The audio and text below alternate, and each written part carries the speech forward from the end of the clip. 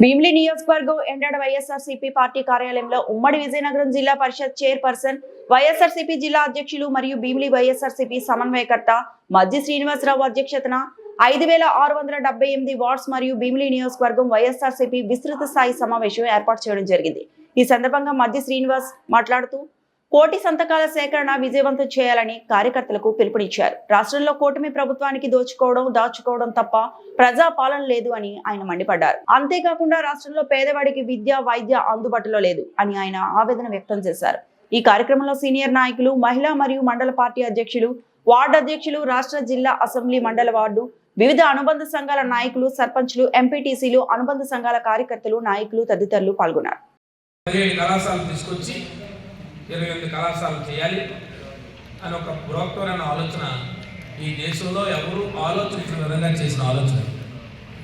ఆయన ఒక్కొక్క కాలేజీకి 500 కోట్ల రూపాయలు శాంక్షన్ చేసి సుమారుగా ఒక 2500 కోట్ల నుంచి దాదాపుగా 3000 కోట్ల రూపాయల వరకు ఖర్చు పెట్టారు. దాని మీద అందులో 5 కళాశాలలు పూర్తయ్యి ఇప్పుడు థర్డ్ ఇయర్ అడ్మిషన్స్ కూడా అవుతాయి.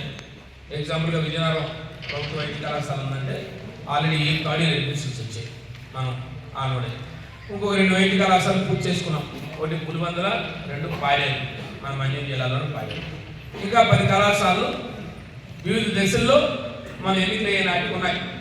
దానికి సంబంధించి అందుకే మీకు పాంప్లెట్ రూపంలో మీకు ఈ 17 మెడికల్ కళాశాలలు ఏ స్థితిలో ఉన్నాయని చెప్పి ఒక ఫొటోస్ కూడా వేసి ఇవ్వడం జరిగింది మనకి ప్రతి ఒక్కరికి. అయితే ఈ ప్రభుత్వం ఏం చేసింది? ప్రైవేటైజేషన్ చేసేయాలి, మరి ప్రభుత్వ వైద్యం వద్దు, ప్రభుత్వ విద్య వద్దు, వైద్య విద్య వద్దు, దీన్ని కూడా ప్రైవేటైజేషన్ చేసేద్దాం అని వారు ఎప్పటిలాగే వారి ఆలోచన. ఎందుకంటే వారి ఆలోచన చెప్పారు, ఈ ప్రభుత్వమే ఒక ప్రైవేటైజేషన్ ప్రభుత్వంలా తయారైంది. అంటే ఒక ప్రజాప్రభుత్వం, ప్రజలతో ఎన్నుకోబడిన ప్రభుత్వం, ప్రజలకు ఏం చేయాలి, ఏది చేస్తే మంచి జరుగుతుంది, ఆ ప్రజల తాలూకు హక్కులు ఏంటని ఆలోచన చేయకుండా సింపుల్గా వారు ప్రతి దాన్ని కూడా ఆలోచన చేస్తూ ప్రైవేట్ పరం చేసేద్దని ఆలోచన చేస్తూ ఉంటారు. ఇందాక నా ముందు సోదరులందరూ కూడా ఒక మాట మాట్లాడేందులో బలమైన విషయం ఉంటుంది. మీకు 2 విషయాలు చెప్తా ఉన్నాను. మనం చాలా సందర్భాల్లో ఒక ప్రతిపక్ష పార్టీగా, ఒక బాధ్యతాయుతంగా ప్రజలకు ఏదైనా ఇబ్బంది వచ్చేటప్పుడు ఖచ్చితంగా ఒక ప్రతిపక్ష పార్టీ బాధ్యతను మనం పాత్రను పోషిస్తాం. అది మన బాధ్యత. జగన్మోహన్ రెడ్డి గారు అదే విధంలో ఈ ప్రభుత్వం ఏర్పడిన తర్వాత అనేక అంశాలు ఈ ప్రభుత్వం చేస్తున్న ప్రజా వ్యతిరేక కార్యక్రమాల్లో ముందున్నారు. కానీ ఇది ప్రజా వ్యతిరేక నిర్ణయమే. కానీ ఇందులో రాజకీయ కోణం ఒక తక్కువ శాతం మనం చూడాలి. ఇది రాజకీయ కోణం కాదు. అసలు దీంట్లో రాజకీయాలు లేవు. ఎవరేదన్నా రాజకీయాలు చేస్తున్నారేమో, వైఎస్ఆర్ పార్టీ రాజకీయం చేస్తుంది, వైఎస్ఆర్ పార్టీ ప్రైవేటైజేషన్ చేయడం రాజకీయము అని అనుకుంటే చాలా తప్పని నేను వ్యక్తిగతంగా నమ్ముతా ఉన్నాను. అసలు రాజకీయం కాదు ఇది. ఇది ప్రజల హక్కు. ప్రజాస్వామ్యంలో ప్రభుత్వాలు, ఎన్నుకోబడ్డ ప్రభుత్వాలు విద్య కానీ, వైద్యం కానీ ఆ ప్రభుత్వాలు ఉచితంగా ఇచ్చి ప్రతి ఒక్క పౌరుడికి ఒక భరోసా కలిగించాల్సిన బాధ్యత ఆ ఏర్పడ్డ ప్రభుత్వానికి. కానీ ప్రభుత్వం అలాంటి ఆలోచన చేయకుండా కేవలం ఒక ప్రైవేటైజేషన్ చేసేద్దామని, ఇందాక చాలామంది మిత్రులు అన్నారు, ఒక వైద్య కళాశాల వస్తుంది, వైద్య వృత్తి దూరం అవుతుందని. దాంతోపాటు ప్రధానమైన మీరు ఒకసారి ఆలోచించాలి. అది ఒక హాస్పిటల్, ఒక మెడికల్ కాలేజ్ పెడతారంటే మెడికల్ కాలేజే కాదు, అన్నిటికంటే ముఖ్యమైనది మెడికల్ కళాశాలతో పాటు మెడికల్ హాస్పిటల్ ఒకటి, ఒక జీజీహెచ్ హాస్పిటల్, సర్వజన ఆసుపత్రి అని ఒకటి వస్తుంది. ఆ విషయాన్ని గుర్తుపెట్టుకోవాలి. అది 500 బెడెడ్ హాస్పిటల్. అది వైద్య కళాశాలతో పాటు రావాలి. ఒక వైద్య కళాశాల ప్రారంభించాలంటే దాంతోపాటు 500 బెడ్లతో ఉన్న ఒక సూపర్ స్పెషాలిటీ వైద్యంతో ఉన్న హాస్పిటల్ వస్తేనే national medical council of India వాళ్ళు పర్మిషన్ ఇస్తారు.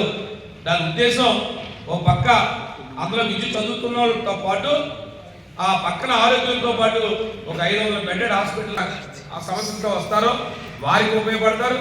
రెండోది అక్కడ ఉన్న పీజీ స్టూడెంట్స్ వచ్చి ఉపయోగపడతారు. ఇప్పుడు మనందరం కేజీహెచ్ గురించి మాట్లాడుకుంటాం, కింగ్ జార్జ్ హాస్పిటల్ ఏంటి అని. ఇన్ఛార్జ్ హాస్పిటల్ దేని పరిధిలో ఉంది? ఆంధ్ర మెడికల్ కాలేజ్ పరిధిలో ఉంది.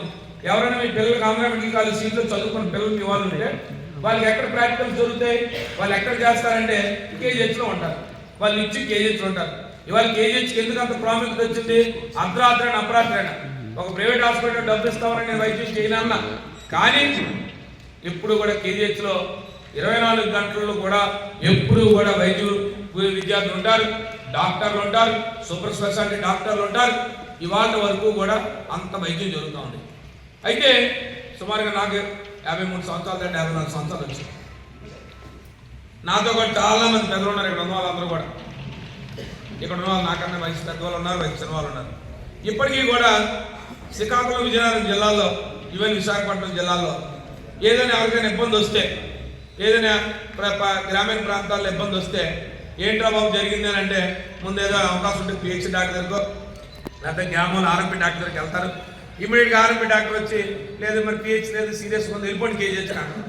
మనకి రెండో మాట వచ్చేది ఏంటంటే మా కురుపాంతో మొదలుపెట్టుకొని, లేదు శ్రీకాకుళం ఇచ్చాపురంతో మొదలుపెట్టుకొని ఇవాళ కేజీహెచ్కి వచ్చే పరిస్థితి. ఎప్పటి వరకు? ఆనాటికి ఇచ్చేసి రాజశేఖర రెడ్డి గారు శ్రీకాకుళంలో ఒక మెడికల్ కళాశాల పెట్టినంత వరకు ఇవాళ శ్రీకాకుళం వాళ్ళ వరకు నిన్నటి వరకు అది ప్రారంభం కాలం వరకు కేజీహెచ్కి వచ్చేవారు. ఇవాళ శ్రీకాకుళంలో ఎవరు రాదు. ఇవాళ శ్రీకాకుళంలో రిమ్స్ హాస్పిటల్ పెట్టారు. Rajiv Gandhi institute of medical సైన్సెస్లో పెద్ద ఎత్తున పెద్ద